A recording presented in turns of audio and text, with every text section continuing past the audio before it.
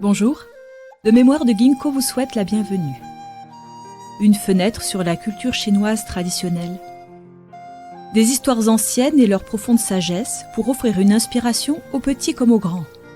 Une invitation pour un voyage vers l'authenticité, la bonté et la tolérance.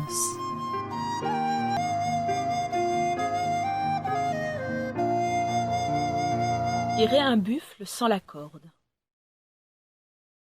Lorsque j'étais enfant, j'ai lu une histoire dans laquelle il y avait un homme qui vendait des peintures anciennes.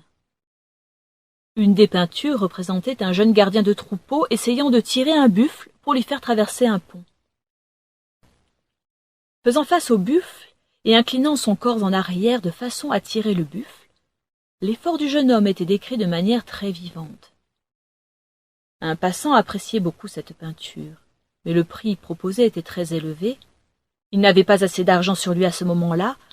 Aussi, il demanda au vendeur de mettre la toile de côté, de façon à ce qu'il puisse l'acheter après être allé chez lui chercher le reste de l'argent. Après avoir suspendu la toile et en la regardant de plus près, le vendeur trouva qu'il manquait la corde dont le garçon avait besoin pour tirer le buffle. Il considéra cela comme un défaut et se saisit d'un pinceau afin de peindre la corde sur la toile. Sitôt que l'acheteur revint, il remarqua la corde ajoutée par le vendeur et ne voulut plus acheter la peinture. Il dit au vendeur : « La raison pour laquelle je voulais acheter cette peinture est que je pouvais ressentir l'existence de la corde sans qu'elle soit peinte sur le tableau. » Il y a quelque temps, j'ai visité l'exposition des œuvres de la collection des peintres et des calligraphes contemporains chinois célèbres, organisée par Madame Dai Meiling et son fils Dai Dongni. À l'exposition, j'ai été très impressionné par une œuvre de Li Keran représentant un buffle. Quelques coups de pinceau décrivaient de manière vivante un jeune gardien de troupeau chevauchant le dos d'un buffle. Bien que le peintre n'avait donné aucun coup de pinceau pour décrire l'eau, les observateurs pouvaient ressentir que le buffle traversait un ruisseau et qu'il sortait tout juste de l'eau. J'ai commencé à me rendre compte que les Chinois ont une manière unique de penser, ce qui a conduit à de grandes différences entre la pensée et la logique occidentale et orientale. Lorsque j'étudiais la trigonométrie au lycée, j'ai appris que nous n'avions pas besoin de dessiner chaque point d'une courbe. En appliquant la méthode de construction en 5 points, on pouvait simplement utiliser 5 points pour construire la courbe. Au collège, en étudiant le processus des transmissions, j'ai appris le théorème de Nyquist, qui indique qu'on n'a besoin que de 2 points et de la fréquence pour reconstruire une courbe. Cette théorie d'échantillon est la base pour la digitalisation des transmissions et des télécommunications avec les téléphones et les portables d'aujourd'hui. Depuis les anciens temps, les Chinois ont eu une pensée discrète. La structure de la langue et de la pensée chinoise ne suit pas la forme logique occidentale. Au lieu de cela, on décrit simplement plusieurs points. Quant à comment connecter les points pour former la courbe, ça c'est l'affaire du lecteur. Comme dit un vieux proverbe chinois, on devrait dire ce qu'on est supposé dire et rien de plus. Aussi, en termes de théorie de l'information ou de jargon informatique, on peut dire que la structure de la langue et de la pensée chinoise appartient à la catégorie des codes compressés. En raison de cette caractéristique, parmi les documents imprimés dans les 5 langues officielles par les États-Unis, la version chinoise est toujours la plus mince.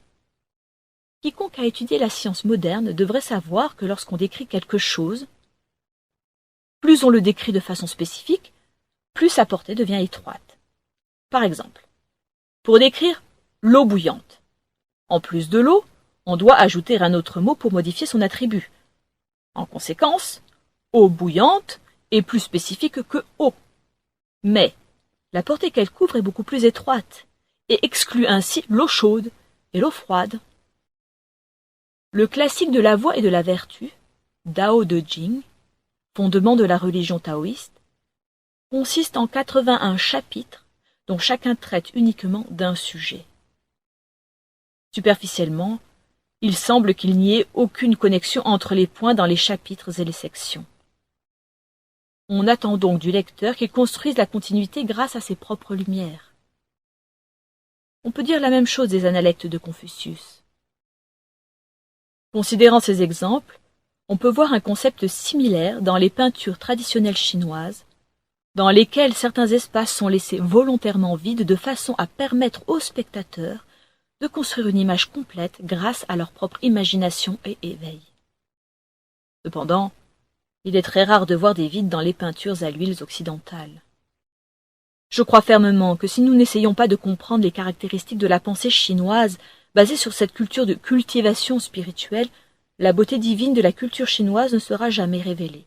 En d'autres termes, pour percevoir l'essence de la culture chinoise qui est pleine de mythes et de légendes, nous ne pouvons pas simplement nous reposer sur la perfection de la technologie en surface. Nous devons comprendre davantage la façon de penser du pratiquant, ainsi que le contenu de cultivation spirituelle qui se mêle à la culture.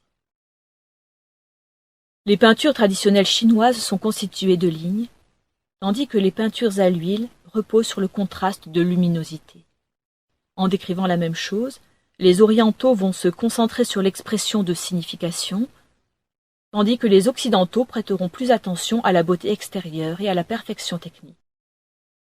La danse occidentale demande une stricte exactitude des mouvements, tandis que la danse traditionnelle chinoise demande en fait quelque chose de différent, quelque chose de difficile à exprimer avec des mots.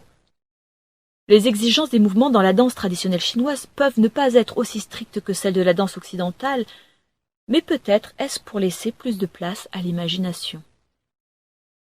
D'un autre côté, l'état d'esprit du danseur est révélé à travers le tempérament sur son visage et les mouvements de son corps. De Mémoire de Ginkgo vous remercie d'avoir écouté ce podcast. Au plaisir de vous retrouver pour d'autres histoires.